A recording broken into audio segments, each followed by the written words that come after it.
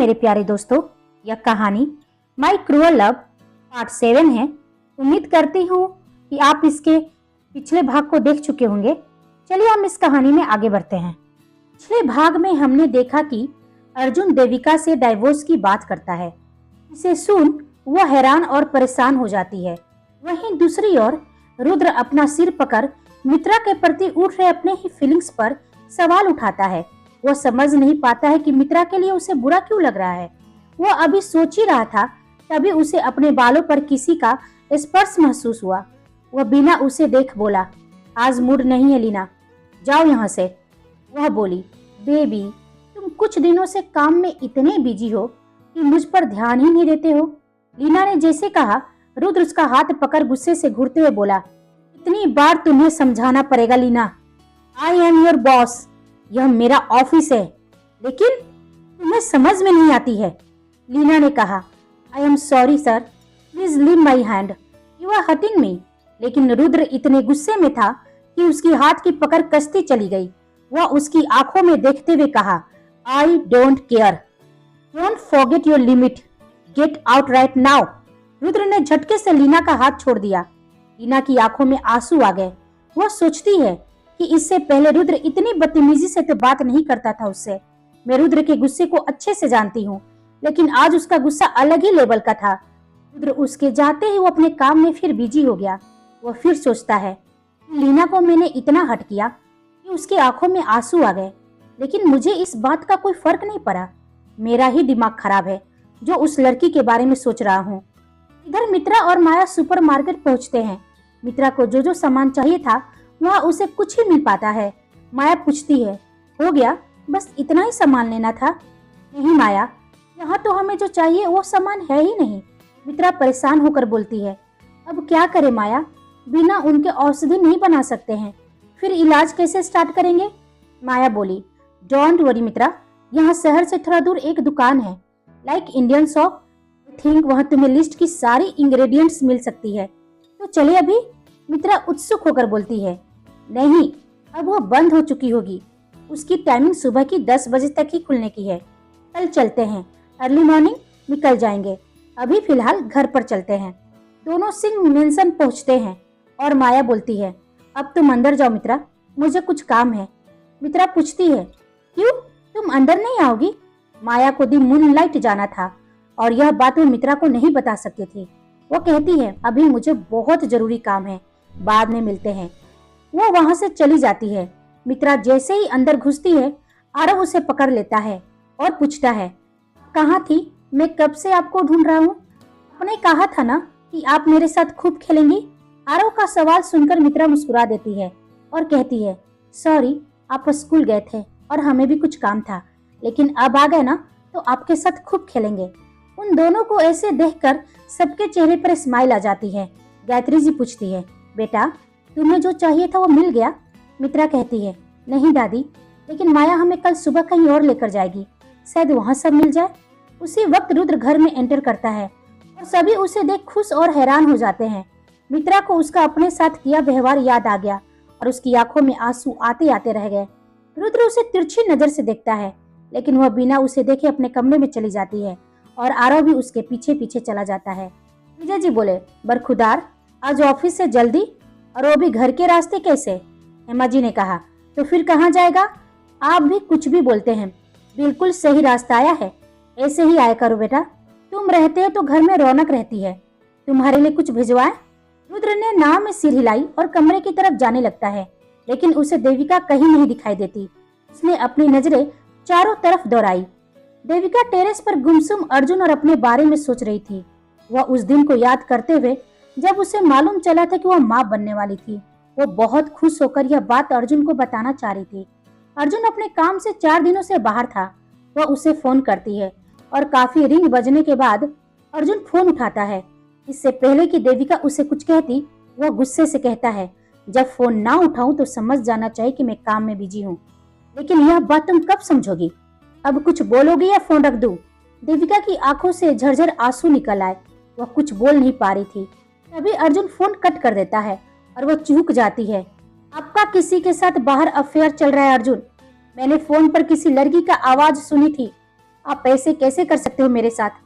आप मुझे धोखा दे रहे हो अर्जुन। कौन थी वो लड़की? मैं आपसे कुछ पूछ रही हूँ। अर्जुन खामोशी से उसकी बातें सुन रहा था। उसके किसी भी सवालों का जवाब नहीं दे रहा था। देविका फुट फुट कर रोने लगती है। भाभी, आप यहाँ हैं? रुद्र की आवाज सुनकर वह अपनी यादों से बाहर आई और अपने बहते आंसू को पोंछा। वह अपने चेहरे पर झूठी मुस्कान लिए उसकी ओर पलटी और पूछी, आप आज घर कैसे?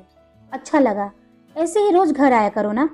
रुद्र उनके चेहरे को गौर से देखते हुए कहा, जिसे आप अपने आंसू क्यों छुपा रही हैं? क्या हुआ है? कुछ भी तो नहीं, देविका ने कहा। बस कुछ यादें याद आए तो आंखों में आंसू आ गए। जो यादें आंसू दे उन्हें याद नहीं करना चाहिए भाभी। रुद्र थोड़ा गंभीर होकर कहा, यह बात कुछ और है भाभी। इसी बात की तकलीफ है आपको? वह बोली, जिसकी लाइफ में तुम जैसे देवर हो उसे क्या तकलीफ? तुम ज्यादा मत सोचो। तुमने मुझे सिखाया है हालातों से लड़कर अपना वजूद को कायम रखना। अच्छा, तुम अपने कमरे में जाओ, मैं तुम्हारी पसंद की कॉफी भेजती हूँ। रुद्र चला जाता है और देविका भी उससे बात करके थोड़ा शांत और हल्का महसूस करती है। इधर अर्जुन भी बालकनी में खड़े सिगरेट पी रहा था। उसकी आंखों में नमी थी और जुबान खामोश उलझन में फंसी हुई थी। मित्रा की नजर उस पर गई। वह उसके पास आकर बोली, हाय। उसे देखकर अर्जुन जल्दी से अपनी सिगरेट छुपा लेता है और घबराहट में बोला, सॉरी, मैंने आपको देखा नहीं। तो मित्रा मुस्कुरा दी और बोली, आपको ऐसे अकेले और परेशान देख हम चले आए। सॉरी तो हमें कहना चाहिए था, हमें ऐसे नहीं आना चाहिए था। अर्जुन स्तब्ध रह गया और पूछा, आपको कैसे मालूम कि मैं परेशान और दुखी हूँ? मित्रा ने जवाब दिया, चेहरे से और आपके सिगरेट की क्वांटिटी से, जो अब तक आप 5 पी चुके हो। इतना सिगरेट पीना सेहत के लिए अच्छा नहीं होता, ये तो आपको भी मालूम होगा। अर्जुन उदास मन से कहा, क्या फर्क पड़ता है किसी को मेरी सेहत से? एटलीस्ट इसे पीने से मुझे थोड़ा रिलीफ तो मिलता है। मित्रा बोली, जिंदगी में परेशानी हो तो हमें गलत आदत नहीं डालना चाहिए, बल्कि अच्छे लोगों के शरण में चले जाना चाहिए, और कोई ना मिले तो फिर अपने भगवान के शरण में। हमारे बाबा ऐसा कहा करते थे। अर्जुन ने कहा, आपके बाबा तो सही कहा करते थे, लेकिन क्या ही करे, परेशानियां ऐसी होती है कि हमें किसी का ख्याल नहीं रहता। खैर, आप कुछ अपने बारे में बताइए। मित्रा ने कहा, हमारे बारे में कुछ बताने वाली ऐसी बात तो नहीं है जो हम आपको बता सके। उन दोनों को ऐसे हंसते बोलते देख देविका की नजर पड़ गई और उसे बहुत तकलीफ हो रही थी, लेकिन वो चुपचाप अपने कमरे में चली गई। वहीं दूसरी ओर दी मूनलाइट एक कमरे में एक शख्स शराब के नशे में था। ऋषि और रोहन उसके सामने बैठे थे। वह शख्स कोई और नहीं बल्कि वही पुलिस वाला था जिससे मिलने वह दोनों आए थे। वह पुलिस वाला बोला, मैं पहले ही कह चुका हूँ तुम दोनों को, मैप चाहिए तो मुझे 5000 पाउंड देने होंगे, तभी तुम दोनों को मैप मिलेगा। ऋषि के गुस्से से चेहरा लाल हो गया था, लेकिन रोहन उसे शांत किया और बोला, तुम्हारी सैलरी से ज्यादा हम तुम्हें पे करते हैं, डील पहले ही हो चुकी है। 1000 पाउंड तुम्हें तुम्हारे काम को मिल रहा है, फिर एक्स्ट्रा मनी की डिमांड क्यों कर रहे हो? बात समझिए मिस्टर रोहन, काम भी तो रिस्की है, मेरी जान और जॉब दोनों जा सकती है, लेकिन फिर भी बिना परवाह किए मैं मिस्टर रुद्र की मदद करता हूँ। नहीं तो इसी काम के लिए मुझे 5000 पाउंड मिल रहा है कहीं और से। इशारा तो आप समझ रहे होंगे। पुलिस वाले के चेहरे पर सातिर मुस्कान आ गई थी। जॉब तो तुम्हारी ऐसी भी जाएगी, तुमने बहुत गलत आदमी से पंगा ले लिया है। चलो मैं तुम्हें कुछ दिखाता हूँ, बहुत इंटरेस्टिंग चीज है, तुम्हें मजा आएगा। ऋषि उसे एक वीडियो दिखाता है जिसे देख उसकी आंखें फटी रह गई। वो हकलाते हुए कहता है कि ये क्या है, और तुम ऐसे नहीं कर सकते हो वरना मैं बर्बाद हो जाऊंगा। ऋषि उसकी आंखों में घूरते हुए बोला, इतने शॉक्ड क्यों हो? मिस्टर रुद्र अपने साथ काम करने वाले की पूरी खबर रखता है, वरना तुम जैसे सपोलों का फन कैसे कुचलेंगे?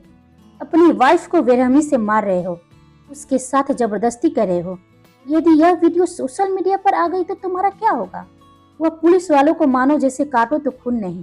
ऐसे रूम में भी उसके माथे पर डर का पसीना फैल गई थी। अब तुम यही सोच रहे हो ना कि मुझे कैसे मालूम? दिमाग पर जोर मत दो। तुम्हारे घर के सीसीटीवी कैमरे को मैंने हैक कर लिया था और मुझे तुम्हारे खिलाफ ये वीडियो मिल गई। तुम्हें तो मालूम ही होगा कि मैं एक बहुत अच्छा हैकर हूँ। ऋषि पैरों के ऊपर पैर डालते हुए कहा। पुलिस वाला उसके पैरों पर गिड़गिड़ाते हुए बोला, तुम्हें मैप चाहिए?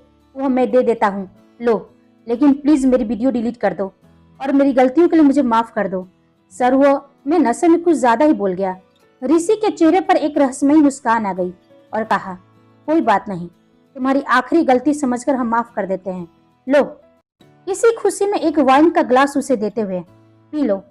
खुशी से वाइन ग्लास लेकर पी लिया और वह दोनों मुस्कुराते हुए निकल गए। उनके निकलते ही पुलिस वाले का दम घुटने लगा। उसकी तबीयत खराब हो गई, आंखें चौड़ी हो गई। वह फर्श पर गिरकर तड़पने लगा और कुछ ही देर में उसकी मौत हो गई।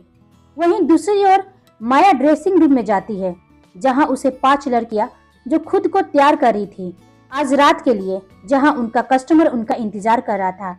माया को देखकर वह हैरान होकर पूछती है, तुम कौन हो? क्या तुम भी हमारे साथ? माया उन्हें रोकते हुए बोली, नहीं, मैं जो कह रही हूँ ध्यान से सुनो, तुम सब मेरे साथ चल रही हो। क्यों? एक लड़की ने पूछा। हम आपके साथ क्यों जाए? दूसरी ने कहा, हम अपनी मर्जी से यहाँ काम करते हैं और आप भी जहाँ हमें लेकर जाना चाह रही हैं वहाँ और यहाँ में ज्यादा फर्क नहीं है, और आप हमारे साथ ऐसे जबरदस्ती तो नहीं कर सकती हैं, इसलिए हम नहीं जाएंगे। अब आप जा सकती हैं। माया बोली, ठीक है, यह लो मेरा नंबर, यदि मन बदल जाए तो तुम मुझे कॉल कर देना, बहुत जल्द इसकी जरूरत पड़ेगी तुम पांचों को। रुद्र वॉशरूम से फ्रेश होकर बाहर आया तो उसके मोबाइल पर मैसेज आया। ऋषि ने किया था, काम हो गया। उसके चेहरे पर स्माइल आ गई। वो भी ओके सेंड कर देता है। रात काफी हो गई थी। वो अपनी बैल्कनी में फ्रेश हवा लेने बाहर निकल आया। आज उसका मन थोड़ा शांत था, काम पूरा हो जाने की वजह से। बाहर देखते देखते उसकी नजर मित्रा पर चली गई, जो अपने कमरे के विंडो के पास खड़ी गुमसुम सी थी। चांदनी रात में चांद की रोशनी में उसका चेहरा सोने की तरह चमक रहा था। खुले बाल की लटें बार बार हवा चलने की वजह से उसके चेहरे से छेड़खानी कर रही थी। उसे देख रुद्र की नजरें उसके चेहरे से नहीं हट रही थी। उसका दिल उसे देख जोर से धड़कने लगा था। वह अपनी नजरें उससे हटाना चाहा, लेकिन दिल ने उसके खिलाफ बगावत कर दी। वो फिर अपनी नजरें उस पर ही टिका दिया। देखते हुए उसे एकाएक ध्यान आया अपने व्यवहार पर, जो आज उसने उसके साथ किया था। कहीं उसी की वजह से तो वो मायूस और दुखी नहीं है। ख्याल आते ही वो अपने कमरे से निकल उसके कमरे की ओर गया। अपने कमरे के दरवाजे पर नॉक से मित्रा असहज हो गई। सोच में पड़ गई कि इस वक्त कौन हो सकता है। उसने दरवाजा खोला तो सामने रुद्र को देख वो अपनी नजरें फिर पूछी, इस वक्त हमारे कमरे में आने की वजह? रुद्र को भी समझ में नहीं आ रहा था कि वह क्यों आया है। वो खुद से सवाल किया, मैं यहाँ क्यों आया हूँ? पागल हो गया हूँ क्या? दिमाग खराब है जो मैं इससे सॉरी कहने आऊंगा? यह मेरी शान के खिलाफ है। खैर गलती तो इसी की थी। मित्रा ने फिर उससे पूछा, ऐसे खरे खरे क्या सोच रहे हो? कुछ बोलना भी है या नहीं? कुछ कहना है तो कहिए, वरना आप यहाँ से जा सकते हैं। यह सुनते ही रुद्र के चेहरे पर गुस्सा का भाव आ गया। वो अपनी मुट्ठी भींच ली। मुझे ऑर्डर दे रही हो? यदि मैं नहीं गया तो क्या करोगी? इतनी बार कहा है तुमसे मुझसे ऊंची आवाज में बात नहीं करना, फिर भी तुम अपनी आदत से बाज नहीं आती हो। हमने आपको नहीं बुलाया है, आप खुद यहाँ आए हैं। क्यों आए हैं आपको खुद नहीं मालूम, और हमने कुछ गलत नहीं कहा, बस अपने कमरे से जाने के लिए कहा है। मित्रा भी कहाँ कम थी, वो भी अपना गुस्सा कंट्रोल नहीं कर पाई और अपनी बातों से रुद्र का गुस्सा और बढ़ा देती है। गुस्से से उसकी बाजू कसकर पकड़ लेता है और उसकी आंखों में घूरते हुए बोला, यह घर मेरा है, मैं जहाँ चाहूँ, जैसे चाहूँ, जब चाहूँ अपनी मर्जी से आ जा सकता हूँ। आखिरी बार समझा रहा हूँ लड़की, अपनी औकात मत भूलना, वरना मैं अपना लिमिट क्रॉस कर दूंगा। उसकी बातों से तो कुछ उसकी मजबूत पकड़ से मित्रा की आंखें भर आई थी। उसका दिल तड़प उठा। वह अपनी आंखें बंद कर अपना होठ दबा लेती है। उसके चेहरे पर दर्द का भाव देख रुद्र की पकड़ ढीली पड़ जाती है और वह दूर हो जाता है। आंखों से आंसू निकल उसके गालों पर तैरने लगती है। यह देख रुद्र को एक अजीब सा दर्द महसूस होता है जो वो समझ नहीं पा रहा था। उसे अब खुद पर गुस्सा आने लगता है। उसके दिल का भाव बदल रहे थे। वह चाह रहा था कि वो मित्रा को गले से लगा ले, लेकिन उसका ईगो और उसका एटीट्यूड उसके ऐसे करने के विरोध थे। वह तेज कदमों से बाहर निकल गया। उसका जाना महसूस कर मित्रा अपनी आंखें खोली और बेदर्दी से अपनी आंसू पोंछते हुए बोली, आप बहुत बुरे हो, क्यों आप हमारे सामने आ जाते हैं? सुबह होते ही मित्रा और माया निकल जाते हैं। माया रुद्र को मैसेज करती है। यह देख मित्रा पूछी, तुम क्यों मैसेज कर रही हो? माया ने कहा, अपनी सेफ्टी के लिए। कहीं भी बाहर जाते हैं तो रुद्र को मालूम होना चाहिए कि हम कहाँ हैं। माया को रोहन की बात याद आ गई कि शायद मित्रा ही रुद्र को बदल सकती है। वो मित्रा से बोली, तुम रुद्र को गलत समझती हो, तुम जैसा समझ रही हो ऐसा नहीं है। हाँ, उसका व्यवहार थोड़ा रूड है, लेकिन उसके पीछे की बहुत सारी वजह है। मित्रा ने कहा, हमें उनसे कोई मतलब नहीं है माया। वो कौन है, क्या है, कैसे हैं, क्यों है, हमें क्या। हमें यहाँ अपना काम करना है। बस एक बार हमारा काम खत्म हो जाए, हम यहाँ से जाए। जब से यहाँ पर आए हैं एक बार भी आश्रम का हालचाल नहीं जान सके, ना ही हम प्रद्युमन को कॉल कर सके। पता नहीं वो हमारे बारे में क्या सोच रहे होंगे। प्रद्युमन का नाम सुनते ही माया खामोश हो गई। माया ने मित्रा को एक पुराने मकान में ले गई जहाँ एक बूढ़ा आदमी बैठा था। माया ने मित्रा को उस आदमी से मिलवाई और कही, यह मेरी दोस्त है और यह तुमको वह सामग्री देंगे जो तुम्हें चाहिए मित्रा। उस आदमी ने उसे बताया कि वो एक बहुत पुराना औषधि विशेषज्ञ है। उस आदमी ने मित्रा को सामग्री दी और कहा, यह आपके लिए बहुत उपयोगी होगा, लेकिन आपको इसका उपयोग सावधानी से करना होगा। उसने उस आदमी को धन्यवाद दिया और दोनों वहां से निकल गए। रुद्र ऑफिस पहुंचता है और अपने कैबिन में वर्क कर रहा था। तभी लीना अंदर आती है और बोली, सर, क्लाइंट आपका इंतजार कर रहे हैं। रुद्र ने कहा, ओके, चलो मैं आता हूँ। वह जाने लगी तो रुद्र कुछ सोच कर कहा, रुको लीना।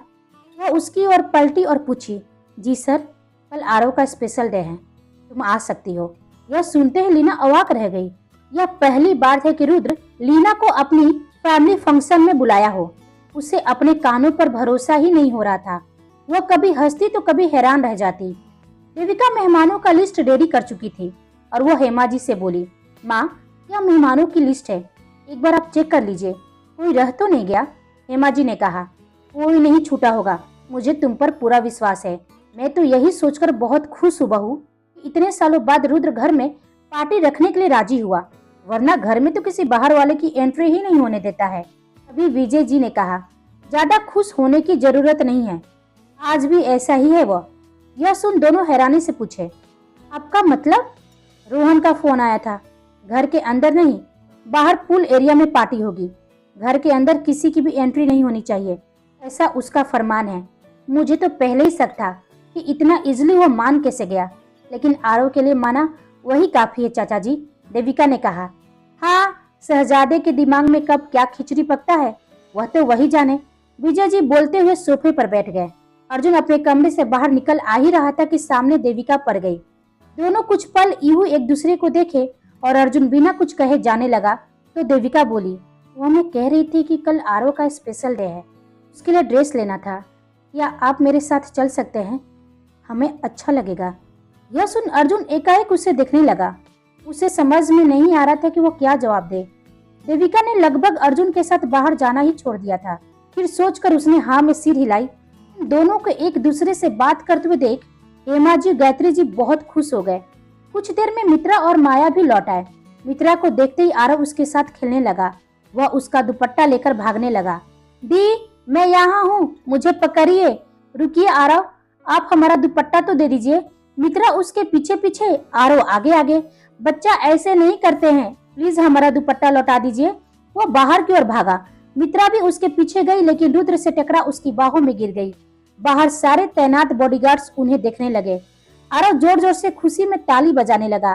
चाचू ने बचा लिया आपको, दी, चाचू ने बचा लिया आपको, आप तो गिर ही जाती। मित्रा को लज्जा आ रही थी, सबकी निगाहें उसे ही निहार रही थी। रुद्र भी गुस्से से अभी कुछ कहता, उससे पहले वो अपनी गुस्से से भरी लाल आंखें सरसरी चारों ओर देखा, जिससे सब डर से अपनी नजरें नीचे कर लेते हैं। फिर वह आरव से दुपट्टा लेकर उसे देते हुए बोला, संभल कर चला करो, जब देखो तब टकराते रहती हो, गिरते रहती हो, हर वक्त मैं नहीं रहूंगा तुम्हें बचाने के लिए। यह कह वो अंदर चला गया। मित्रा उसे हैरानी से बस देखते ही रह गई थी। देविका बाहर आई, आरव से बोली, बेटा जल्दी करो, हमें शॉपिंग के लिए भी जाना है। वाह मॉम, हम शॉपिंग करने जा रहे हैं। दी, आप भी चलो ना हमारे साथ, आरव ने बहुत प्यार से मित्रा से बोला। तभी देविका ने कहा, नहीं बेटा, दी नहीं जा सकती है, इन्हें बहुत काम है और ऐसे भी हम फैमिली के साथ जा रहे हैं, इनका वहाँ क्या काम। मित्रा की पलकें गीली हो गई थी। उसे अपने बाबा की याद आ गई। वो अपने कमरे में आकर दरवाजा बंद कर अपने बाबा की तस्वीर सीने से लगाकर खूब रोने लगती है। आप हमें क्यों छोड़कर चले गए बाबा, हम कितने अकेले हो गए हैं, आपको बहुत याद करते हैं। माँ को तो हमने कभी देखा नहीं, लेकिन आज माँ की भी बहुत याद आ रही है। हमारे जन्मदिन पर कितने खुश होते थे हम, क्योंकि आप हर साल हमारे जन्मदिन पर हमें बाहर जाने की अनुमति देते थे, पूरा दिन हमारा होता था। लेकिन अब ना हमारा कोई जन्मदिन आएगा, ना ही वो पूरा दिन। हमें आपकी बहुत याद आ रही है बाबा, बहुत याद आ रही है। दूसरी ओर ऋषि वो मैप लेकर निकल जाता है उस रास्ते पर जहाँ से बांग्लादेश से लड़कियां आने वाली थी, और ऋषि रुद्र, रोहन और माया को मैसेज कर देता है। ऋषि का मैसेज देख तीनों चिंतित में पड़ जाते हैं क्योंकि ऋषि अकेले गया हुआ था। रुद्र उसको जस्ट कॉल करता है, ऋषि तुम अकेले गए हो? हाँ यार, मैं अकेले ही आया हूँ। लेकिन क्यों? मैंने कितनी बार कहा है कि ऐसे काम पर अकेले जाना रिस्की होता है। बताओ तुम अभी कहाँ हो, मैं आ रहा हूँ। नहीं रुद्र, तुम्हारा आना ठीक नहीं है। ऋषि, मैं कुछ नहीं सुनना चाहता हूँ। तुम्हारा अकेले जाना ठीक नहीं था। डोंट वरी रुद्र, मैं सब संभाल लूंगा, तुम चिंता मत करो। ऋषि फोन कट कर देता है। रुद्र जल्दी से अपनी कार को ड्राइव कर निकल जाता है और रोहन को भी आने के लिए कह देता है।